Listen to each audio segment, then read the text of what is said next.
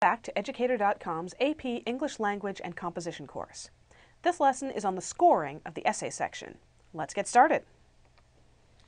Alright, we begin as always with a lesson overview. We're going to talk about holistic scoring, which is the technique used on this exam, what it means, and how it can work in your favor. We're going to talk about what the reader wants. Your English teacher has always told you, write what the reader wants. Well, we're going to find out what these essay readers are looking for. Then we're going to do the scoring guide. We're going to go through each score on the test and break down what it means and how to get that score. Of course, you'll want the higher scores, but you'll also want to avoid the lower scores. And finally, we're going to look at the 2 secrets of essay scores. 2 things you need to remember if you want a good score on your essay.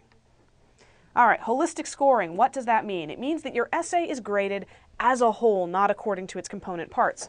Your essays will not be graded according to a checklist. Nobody's going to go down and go 2 points for grammar, 1 point for spelling. Nobody's going to do that. Your score reflects the overall quality of your essay taken as a whole. And it also reflects the reader's opinion of that quality. So this is a subjective kind of judgment. This is, one person sitting in a tiny room with a stack of essays going, I think that's pretty good.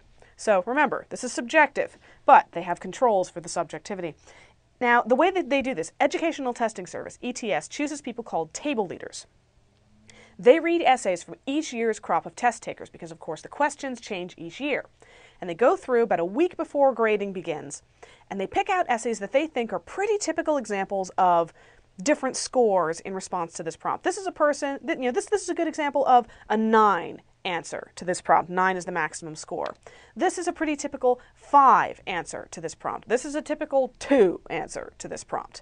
And then what they do is they use these samples to train the readers. They have them practice grading over and over until they grade about like the table leaders grade, according to those examples. So you're being measured against real students who took the test at the same time you did, and it's going to go from there. Now, a reader will end up rereading and recorrecting certain essays at random. He won't know whether any essay he's reading has already been graded or not.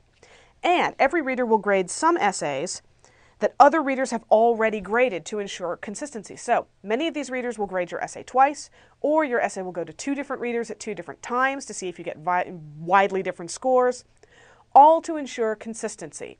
So if somebody has a bad tuna sandwich for lunch and they decide to give you a 2 because their stomach's feeling irpy, don't worry, you'll get another chance.